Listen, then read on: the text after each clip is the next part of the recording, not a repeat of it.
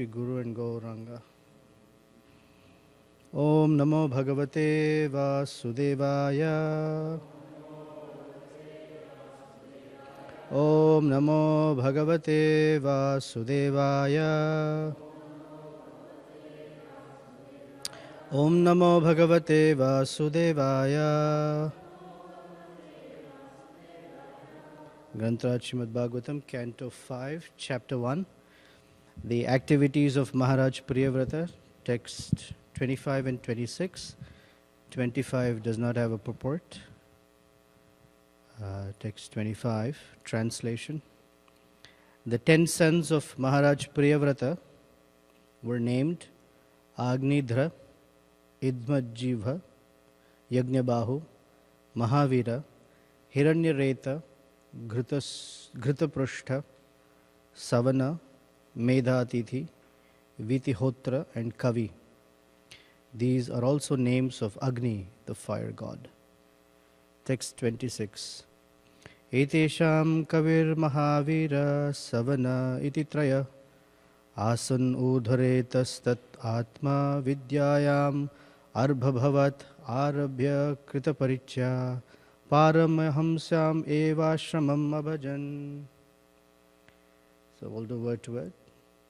Etesham, of these, Kavihi, Kavi, Mahaviraha, Mahavira, Savanaha, Savana, Iti, thus, Trayaha, three, Asan, were, Urdhvaretasaha, completely celibate, Te, they, Atmavidyayam, in transcendental knowledge, Arbhabhavat, from childhood, Arabhya, beginning, Kritaparichayaha, very well versed, Paramahamsyam, of the highest spiritual perfection of human life, Eva, certainly, Ashramam, the order, Abhajan, executed. Translation and purport for this verse. 3 among these 10, namely Kavi, Mahavira and Savana, lived in complete celibacy. Thus trained in brahmachari life from the beginning of childhood, they were very conversant with the highest perfection known as Paramahamsa Ashrama. Purport. The word Urdhvaretasaha in this verse is very significant. Urdhvaretaha refers to one who can control sex life and who, instead of wasting semen by discharging it, can use this most important substance accumulated in the body to enrich the brain. One who can completely control sex life is able to work wonderfully with his brain, especially in remembering. Thus, students who simply hear Vedic instruction once from their teacher could remember them verbatim without needing to read books, which therefore did not exist in former times. Another significant word is Arbhabhavat, which means from very childhood. Another meaning is from being very affectionate to children. In other words, Paramahamsa life is dedicated for the benefit of others. Just as a father sacrifices many things out of affection for his son, great saintly persons sacrifice all kinds of bodily comforts for the benefit of human society. In this connection, there is a verse concerning the 6 Goswamis. Tyaktva turnamashesha mandalapati shrenim sada atuchavat bhutva dina ganesha kau karunaya kaupina kanthasrutau.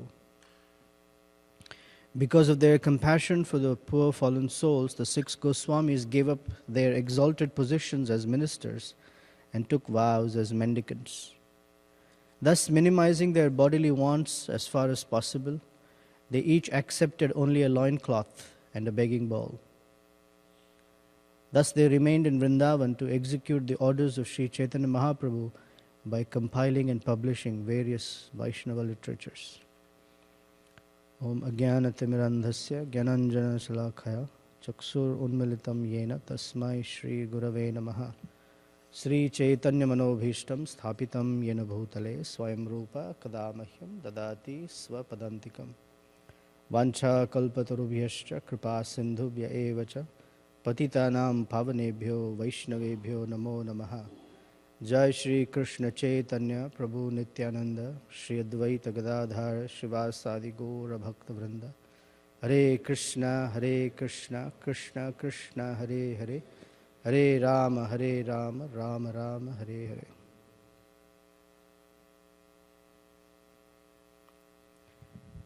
First of all, I'm sorry I'm late. I thought today's one day I'll come quietly and sit in the back as Maharaj is speaking, but I had no idea he's not here. So sorry to keep you waiting.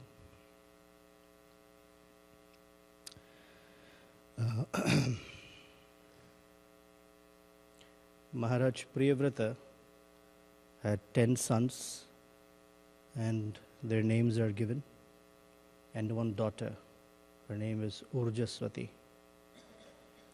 Of these 10 sons, 3 became brahmacharis. Their names were Mahavira, Kavi, and Savana. And they were brahmacharis, they were called Urdhva Retasa. In Sanskrit, Urdhva means upward, traveling upward. Urdhvam gachanti sattvasta. So Urdhva means in the upward direction.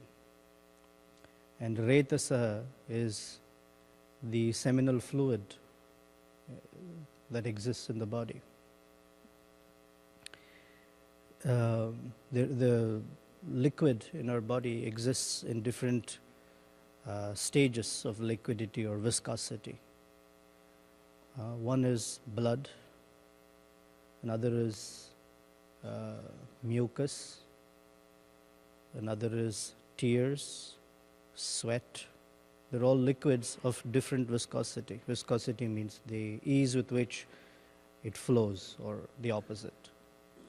Something that is very viscous means it doesn't flow very easily.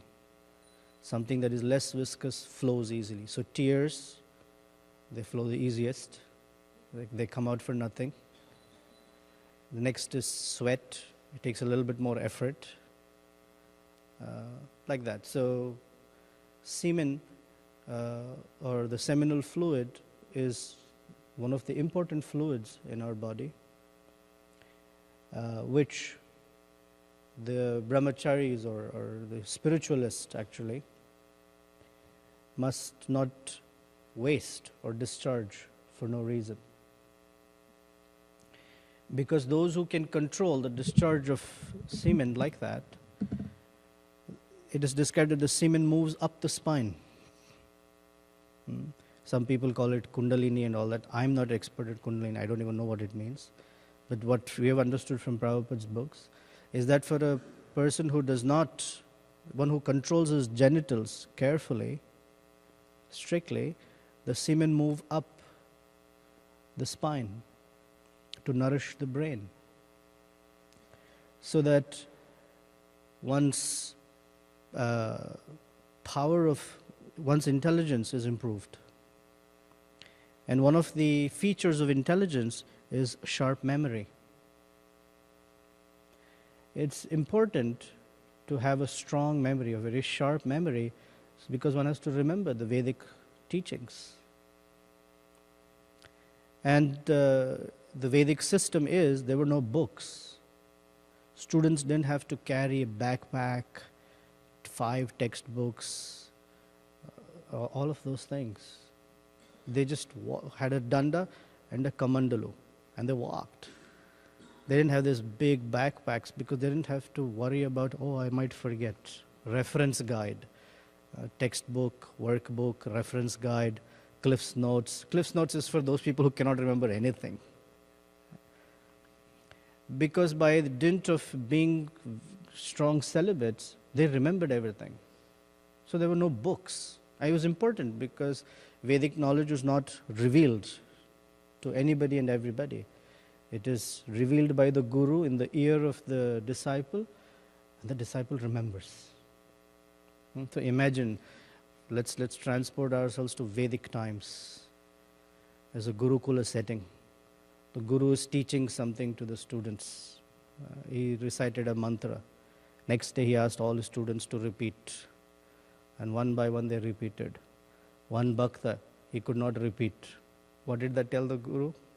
Something's not okay. Hey, your memory is not fine. What happened?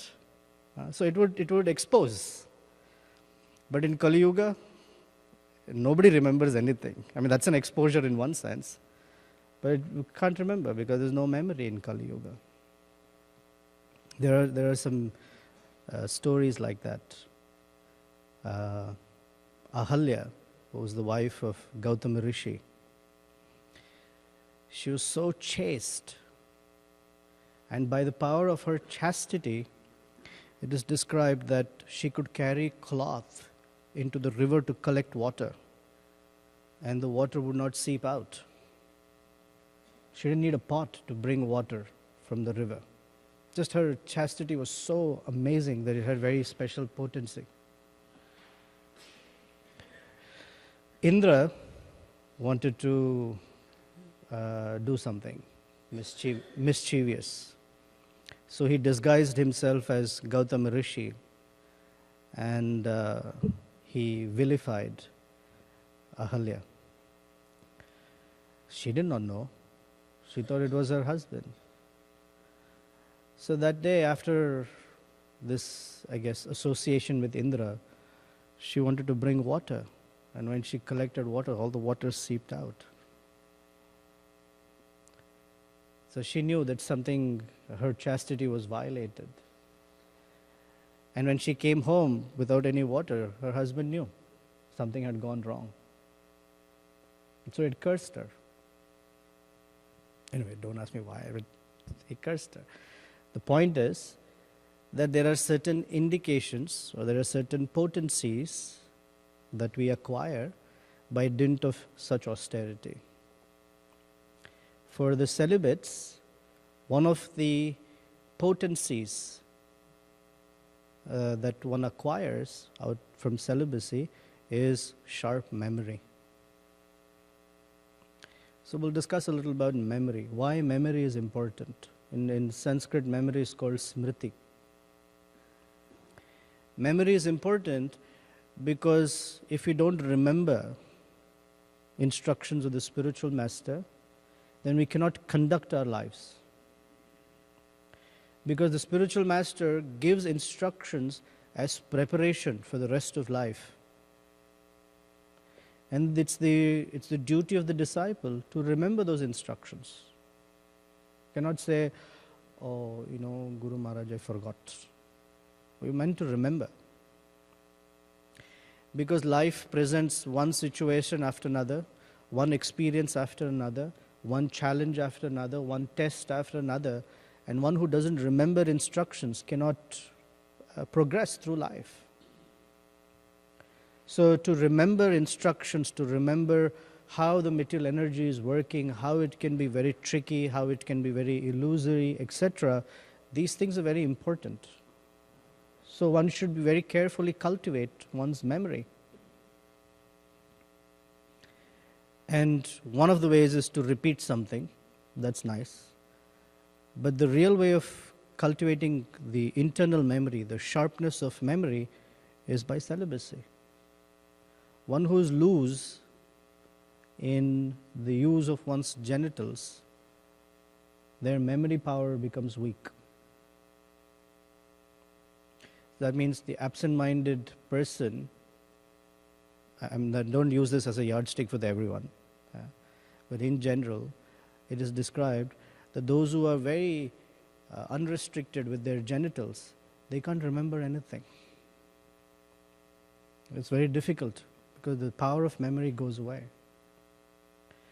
And we see in Bhagavad Gita, Krishna describes how memory is very important. Memory and buddhi, intelligence, are connected. Because when Krishna describes in 2nd chapter that when one follows one's desires very intensely, then there are certain things that happen. Krodhat bhavati sammoha, sammohat smriti vibhrama. One's memory becomes faded. And smriti vibhramat, smriti bhramshat, buddhi nasha. One's intelligence becomes destroyed. And without intelligence, one cannot traverse through life. Intelligence is required for discriminating, for awakening the soul. So, one very essential thing is celibacy.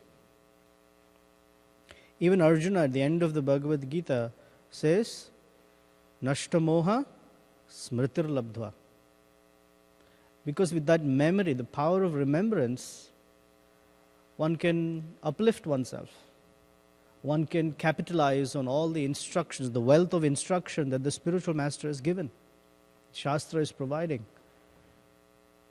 And without memory, one cannot say, I have my Veda base in my phone. I will remember it when I need it. It doesn't work like that. So all of our computer science technology is about storage of memory, right? That's the whole idea, storage. Earlier we used to store things in big buildings because they didn't know how to miniaturize storage capacity. And over the years, one of the advancements in technology is to minimize space for storage. You can get a 1 terabyte hard drive now in this size, with 3 by 5 max. And even our computers have become, they started coming out with greater storage and smaller units, 750 GB storage in your regular laptop. But that storage of memory is nothing but electric impulses. That memory is useless. The memory that we need is stored in our brains, with the capacity of intelligence that allows us to discriminate between spirit and matter, between that which is favorable for our bhakti and that which is detrimental to our bhakti. And if we cannot remember the Guru, we cannot remember the Guru's instructions, then the tendency to fall into, the tendency to accept illusion as reality is very high. In fact, this is what is called pranashyati, the falling of the soul or the conditioned being.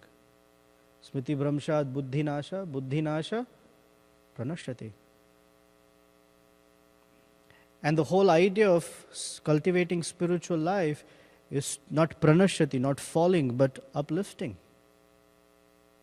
So memory is very important. And for memory, celibacy is very important to remember.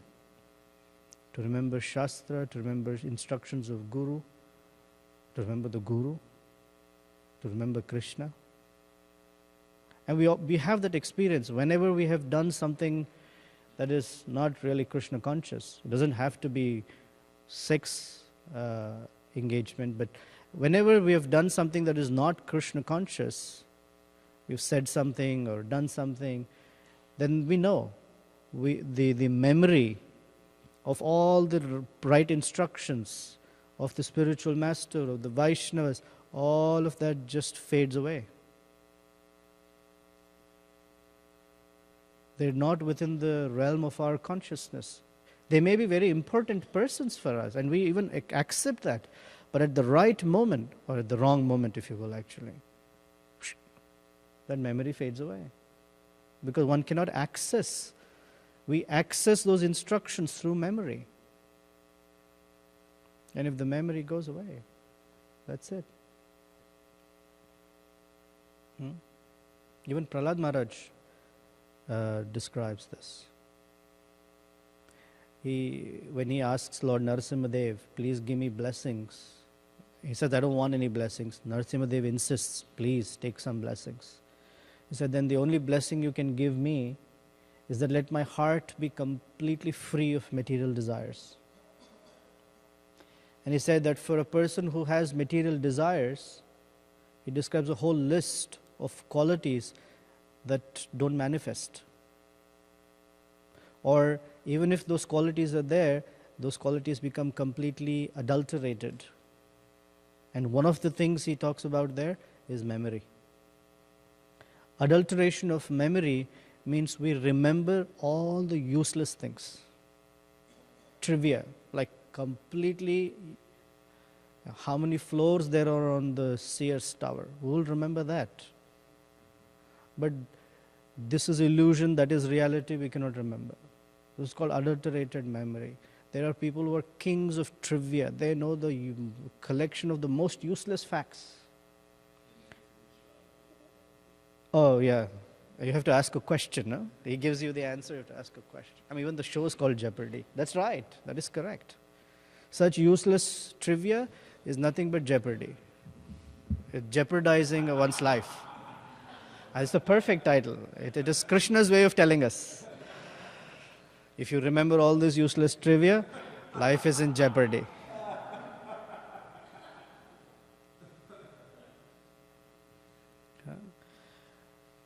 You get money for it, come on. Whatever. But the idea is, adulterated memory is that we remember facts with an illusion. Because everything is material after all. No one asked there, the fellow, I don't know what his name is, but he didn't ask, let's see, our categories are Bhagavatam, Bhagavad Gita. It's not like that. Useless facts. Who built this bridge in 1843? Napoleon. Oh, $2,000. Come on. It's like that. It's unnecessary memory. And adulterated memory is such that when you collect all these facts, there is no place for the real truths to reside. We only have limited storage. Another angle of seeing this is one of the worst detriments to bhakti is atyahara, over-collection. And it's not just over-collection of gross things, but over-collection of things to store in the memory is also atyahara. And this destroys bhakti. It not only that it doesn't allow for cultivation of bhakti, it's not just an inhibitor, but it's a destroyer of bhakti. Rupa Goswami is very clear. Shatvida vinashyati. He doesn't say hurdle or obstacle. He says vinashyati, destroys. And people who have so much trivia, one of the things of atyahara is prayasa. They collect even more. They like to be known for collecting trivia. This is not necessary.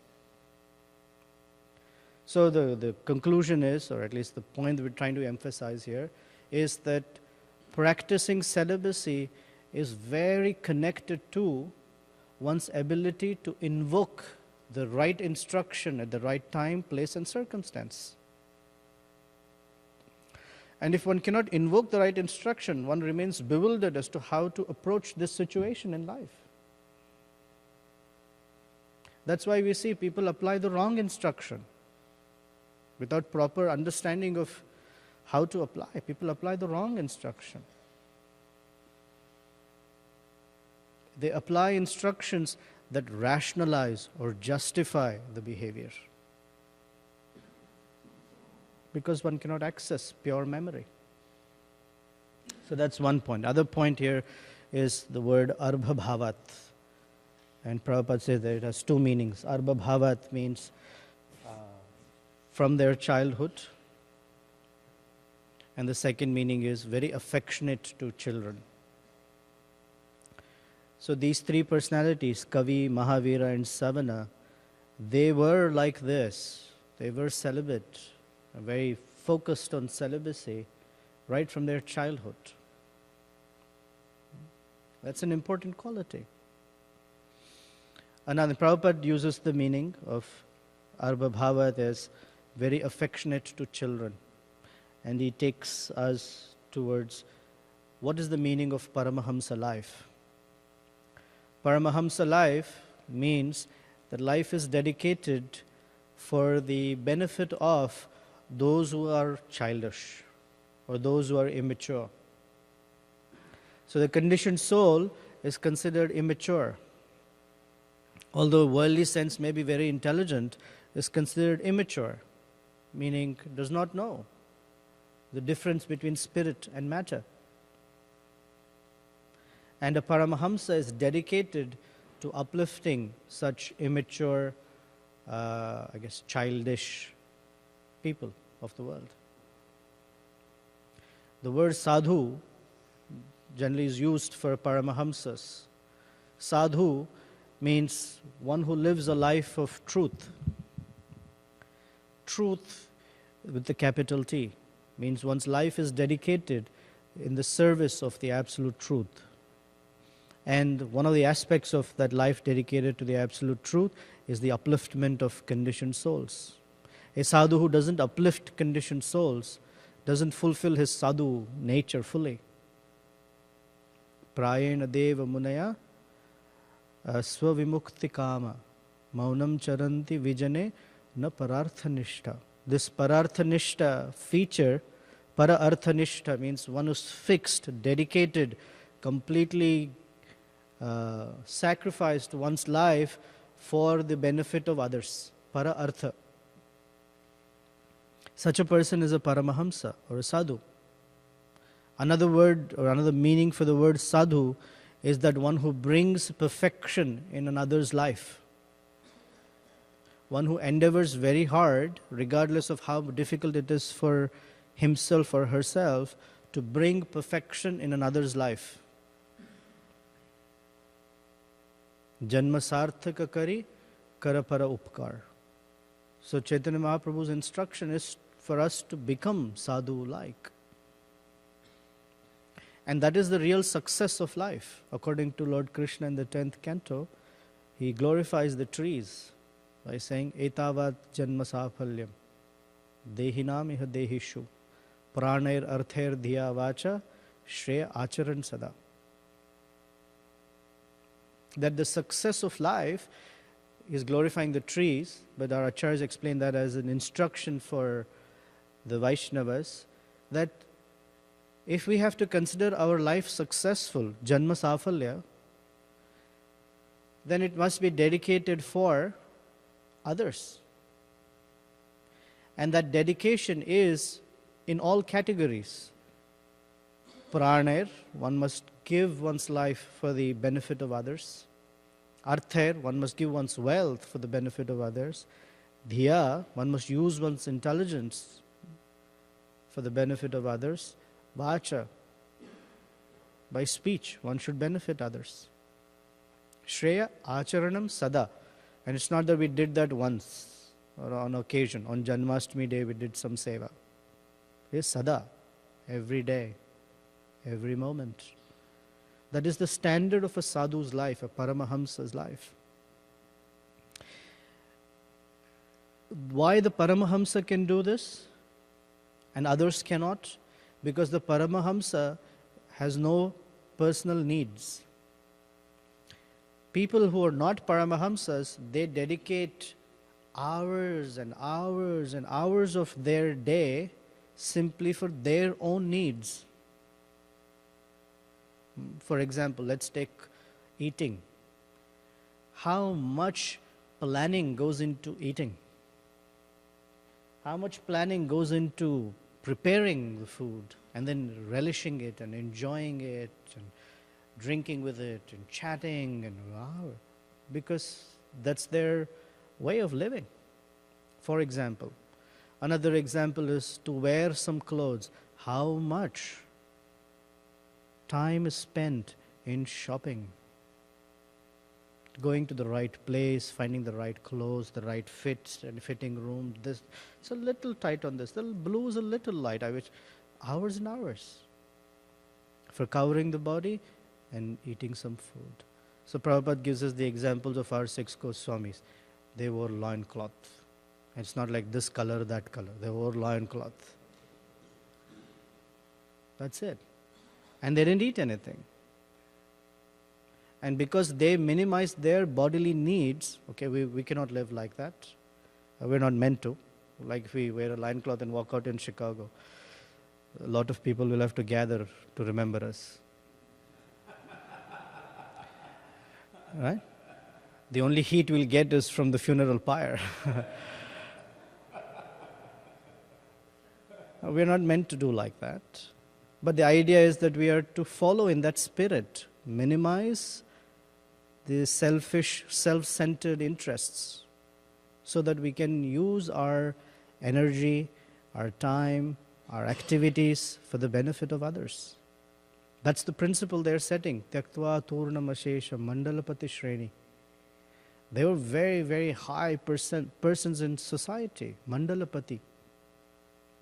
Yet they gave that up instead of the great honor that comes from being at such high positions in society. They said, Kopina kanthashruta. They accepted mendicant life for the benefit of others.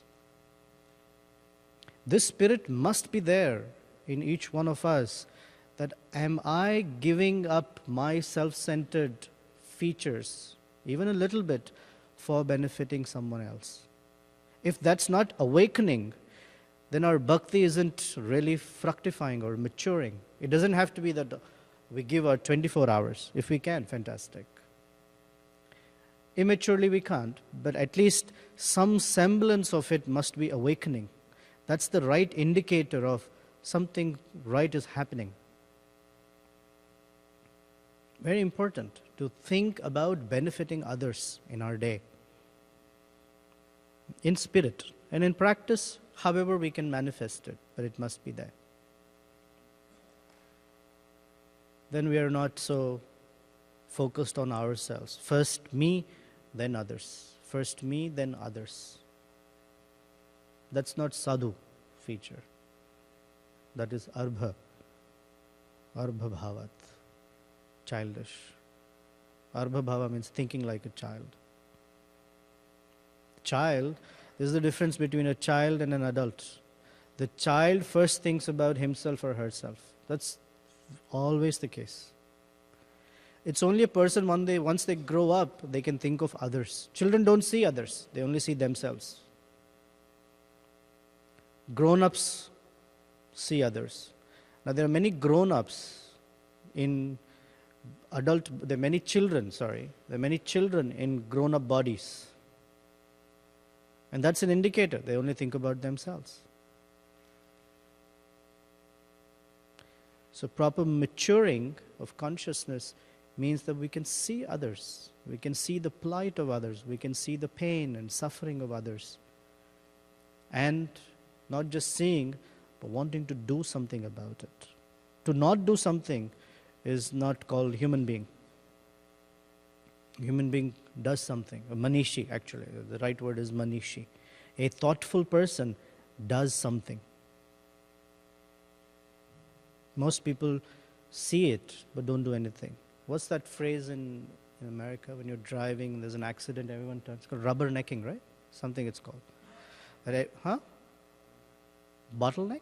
Bottleneck is when the traffic is, it's called rubbernecking. Everyone drives, but they all look what's going on, but no one does anything about it. Like that. Huh? I can't hear. Okay, gapers. Okay. Yeah. So that's the second aspect of the purport. Just Jai Jagannath Prabhu.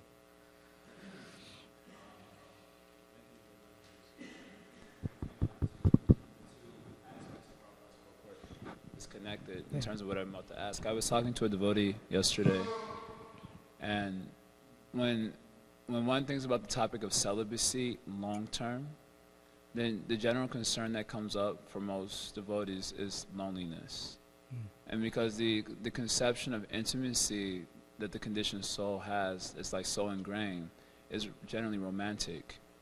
And therefore when it's like the long term, like celibacy as far as maintaining good memory and health, okay, fine, whatever, that's nice. But when thought of in long term, then the concern is and loneliness generally. And one devotee was inquiring about this yesterday.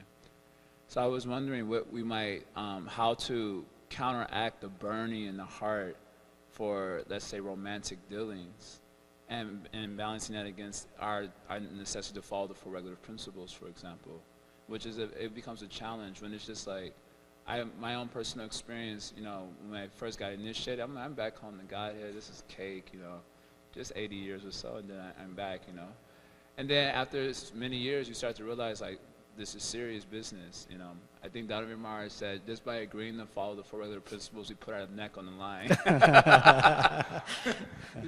By agreeing to do that for the rest of our life, we've already put our necks on the line, So I was wondering, how do we balance that misconception of intimacy and the necessity to follow the four regular principles throughout our life? Correct. Thank you for saying that it is a misconception. Celibacy means loneliness. I mean, it's not.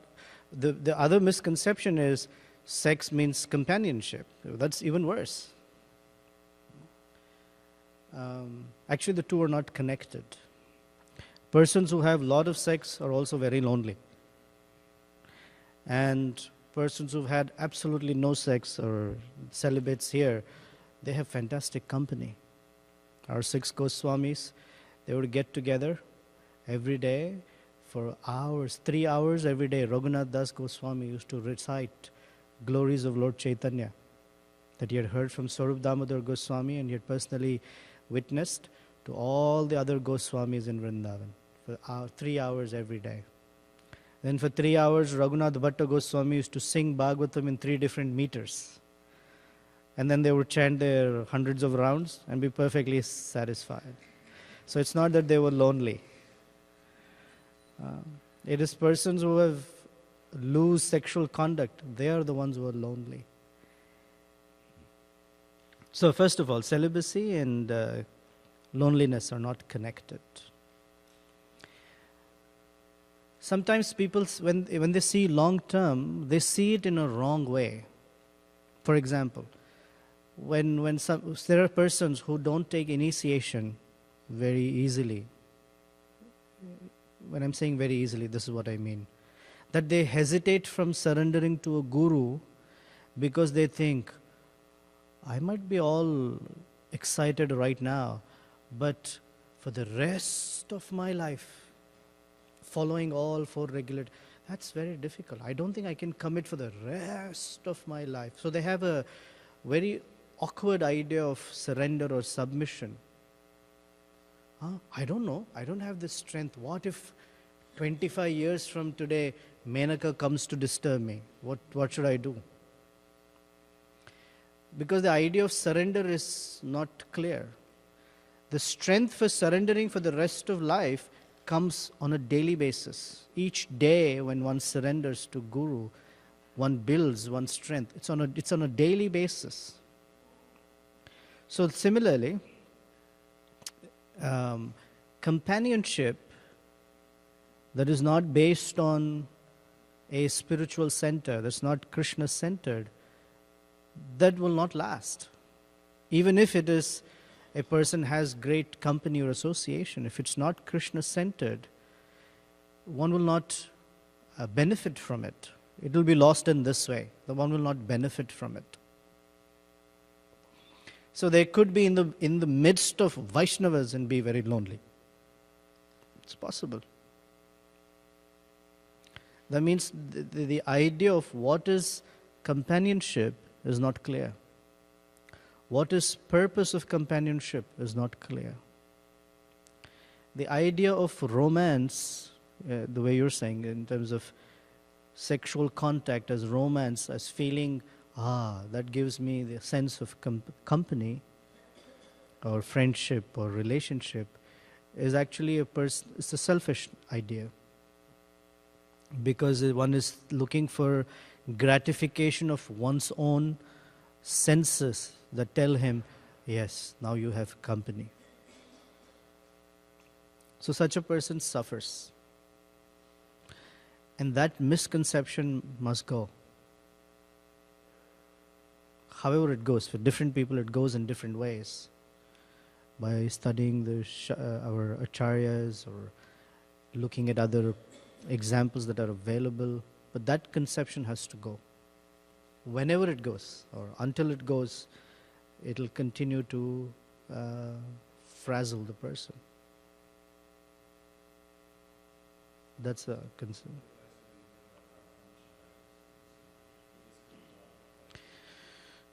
So,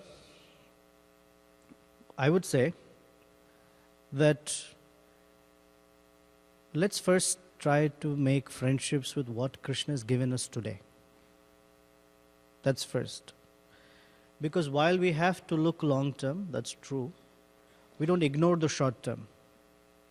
Sometimes people are so focused on short term that they cannot see long term.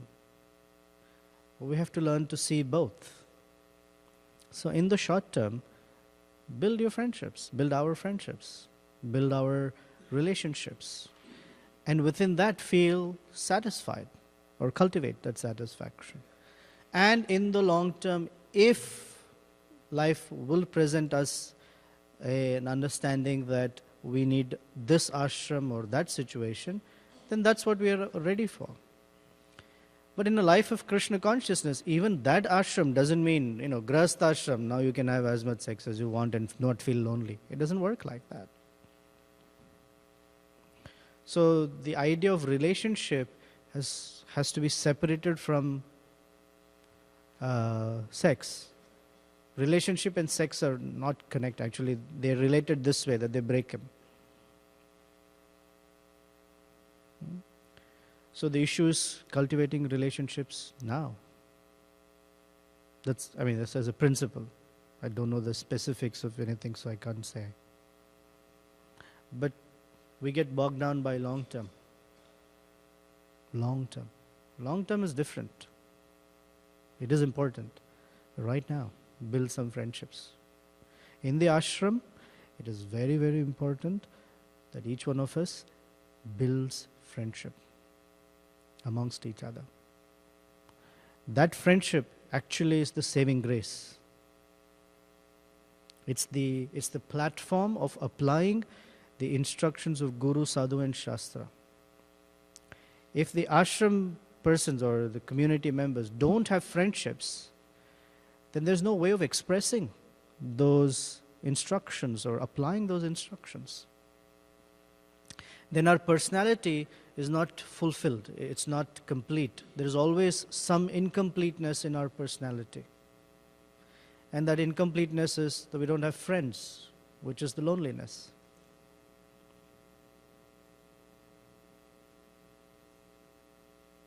Yeah, bro.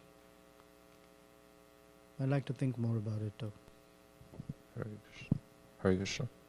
Is it on? It's on. Okay, Hare Krishna. Thank you for the wonderful class. Thanks. So, you mentioned that Atyahara is one of the greatest obstructions to bhakti. Yeah. So destroyers of bhakti. So, would over accumulating the faults of others consider Atyahara? The reason I mention this is because in Bhagavad Gita class yesterday, Jaya Jagannath Prabhu mentioned the story of the yogi who found fault in Garuda for trying to eat the fish. Yeah. But did it dawn on him that if there was fault in the fish, Lord Vishnu would have said something to him, because he's after all his carrier. So, right.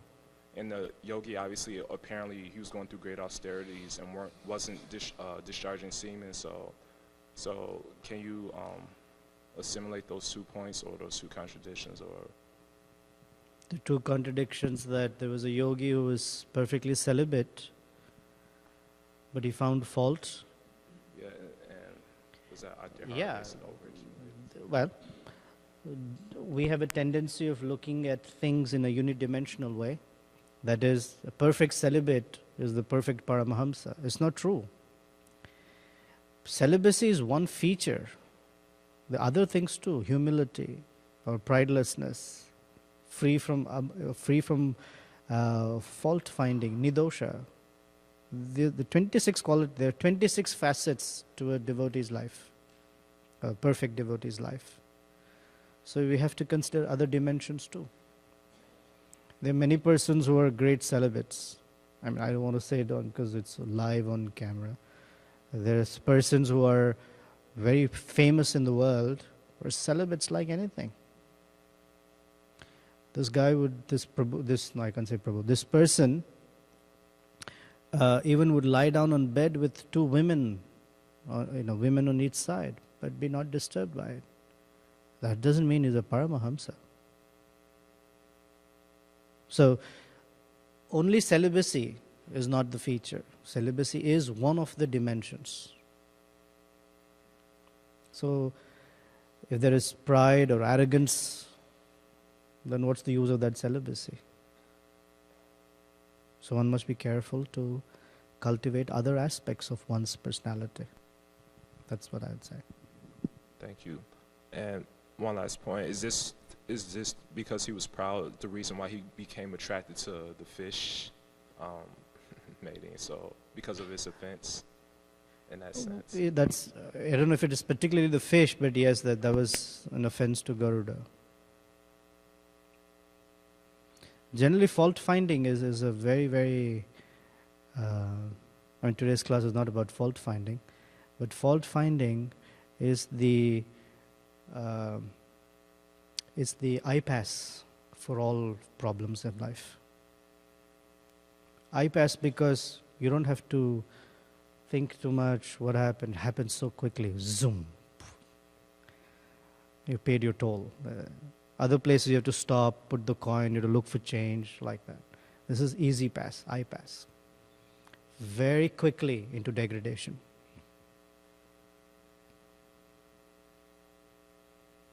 Fault finding. Because our consciousness is absorbed in how everything else, others are wrong. It's the highway. Himanshu Prabhu?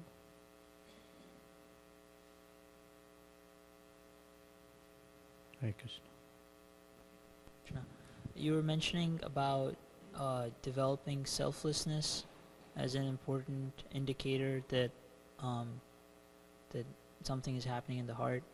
Now, my question is, sometimes when we do something, quote unquote, selflessly, because our devotion is mixed, what tends to stick out is the sand part. That, oh, I did something for someone else, but I know how, it was actually a selfish activity. But there is some sweet rice also mixed in with the sand. And if we meditate on the sand, then we'll just depress ourselves and we won't really... So then I was wondering if you could speak something about how do we, as a general principle, even though our devotion is sweet rice mixed with sand, how do we focus on the sweet rice part so we can build up that versus getting too concerned about the sand? Well, hopefully the proportion of sweet rice to sand is increasing. The first time we did something, it was, although mixed with sweet rice, all we could taste was sand. And by good hearing and good service attitude, hopefully the proportion of sweet rice is increasing, and we do notice there are a couple of grains of sand still. But if it's always only sand, then naturally nothing's working. Our application is not okay. Yes, we are starting from a mixed platform. Actually, it's a great, I should say it's a great appreciation if someone says, that's mixed. Means there is some bhakti. We start from nothing. It's only sand that we are offering. Prabhu, sand. I call it sweet rice. All we offer is sand in the name of sweet rice. If it is mixed, then we've already made good progress in one sense. Our aspiration is for pure. So we can say, whoever we are serving and there is sand, we say, I'm very sorry. I had full intentions of offering you sweet rice. There is some sand mixed in this, and that's my problem. But if you accept it, I will get benefit from it. Krishna will be pleased. So please accept it. Knowing that there is some sand. And the Paramahamsa, it doesn't have to be Paramahamsa, any devotee, accepts, has to learn. This is part of relationship building. that on the side of giving, one should give with knowing that there is mixture of things, but one should still give. And on the side of receiving, one should receive the essence or the spirit in which it was offered. If we don't learn to receive in the spirit of things, we'll be forever frustrated. Because it's in the same spirit that we will not be able to give. Essences are very important. That we learn as devotees to recognize the spirit and essences by which things were offered, exchanges were offered, even if they were done improperly. It's the spirit that counts. It's the spirit that we should look for. On the side of receiving, not on the side of giving. Prabhu, it's a spirit that counts, take it. Not like that. So unless it is received, someone's gesture of giving is not complete. So we should contribute to receiving also. And looking at the essence of it. I'm repeating, but get the idea. And we shouldn't worry so much that there is sand. We should continue. Always. The tendency of the conditioned soul is to negate everything. That's the influence of passion, to negate. Remember Jai Jagannath Prabhu's class of the pendulum going from one extreme to another? He actually sat here and enacted the whole pendulum moving. You were not there? So we overdo our affection. Oh, Prabhu, and if something goes wrong, that way I can't swing as he does, but the very end and say, what a terrible person. A bad master. I should have first only known this is terrible. I should have served Krishna directly instead of all this. Whatever is expression of things. The swing is an indication of passion, mode of passion. Living on the extremes. Meaning the tendency to negate something. Oh, I offered to this devotee, they didn't take it with the right essence, I will not offer anything. It's the negation. This is why Mayavada doesn't work, because it's the same principle, negation.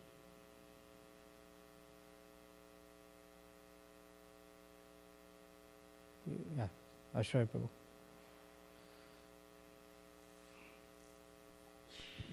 I was thinking that since fault finding is not part of the class, like you Ah, said. no. And I'm not the right one to give a class on freedom from fault finding. So it's not exactly just a Okay, question thank about you that, for so saving me. please be kind to try to answer if you would like. I was just thinking, my other question was also, there's this point that you brought up about pranayartardiya vacha, somehow using everything in Krishna's service, or Yeah. Krishna's saying to use everything for others' Correct. benefit, same thing. Right. So, and we won't be able to do that perfectly. That was part of what he was just asking. We don't know how to do that perfectly. Excuse me.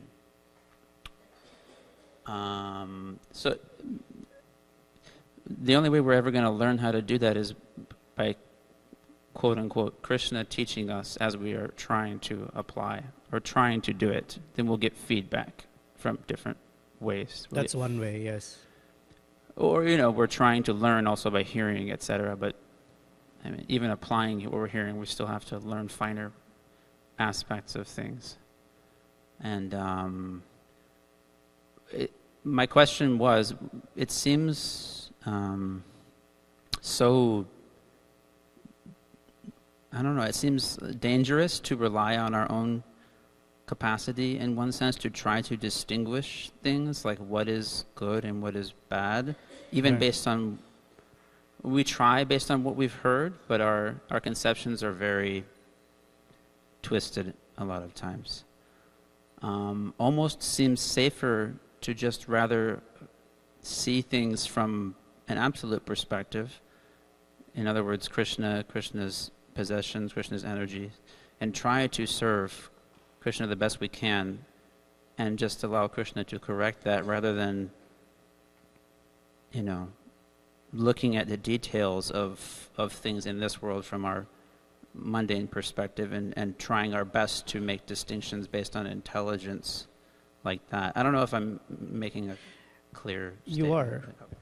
are. There is one feature that Krishna speaks about in the Bhagavad Gita, which is an important feature. That there is kathayantascha and bodhayantascha parasparam. This is important. That connects, I guess, the absolute aspect with our understanding of things aspect. And it's the bodhayantascha and kathayantascha. Unless we discuss with each other, this is my situation, I'm applying like this, what do you think? Or can we study scripture together that says similar situations? Or how have the great acharyas applied? Unless that kathayantascha is not there, that feature, something remains incomplete. Because that is Krishna's way. In addition to his direct instruction, he says, Tushyanti cha ramanti cha. The ramana, the joy, right? We all have this experience, at least once. We heard an instruction and we applied it. One of the things that we get from it is great joy. True? As soon as we apply an instruction, we get joy. Even if it was wrongly applied, we get a sense of joy. Wow, I see how this works.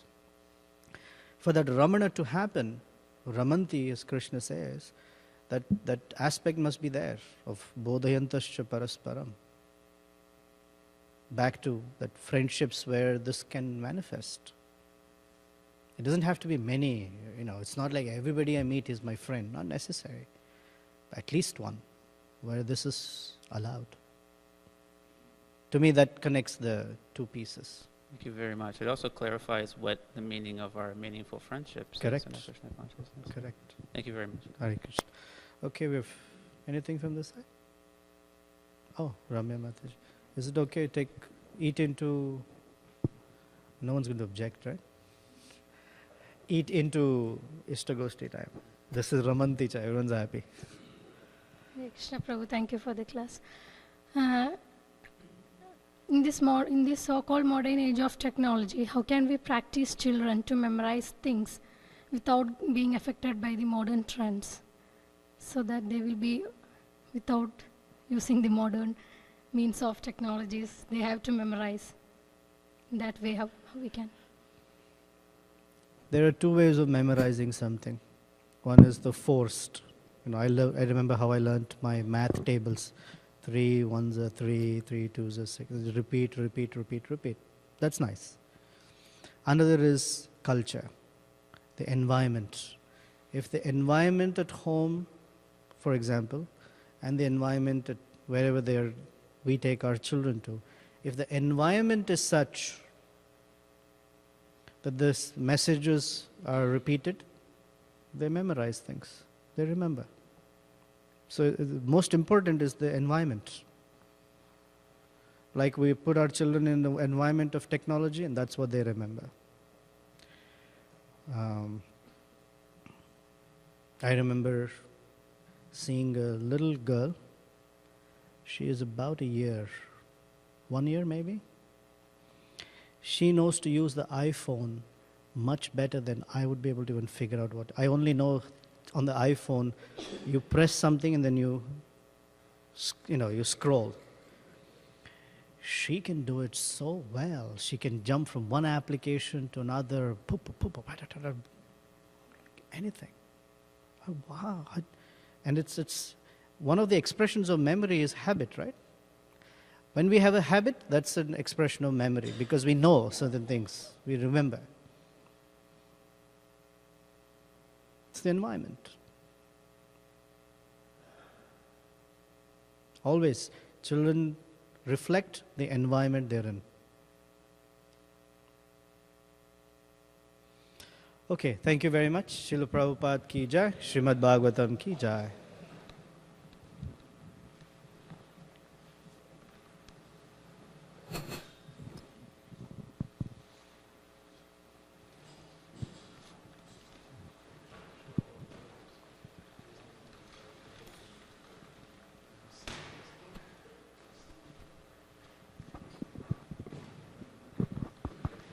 Hare Krishna, Hare Krishna, Hare Krishna devotees. There is no Harinam today because of the weather. So, thank you.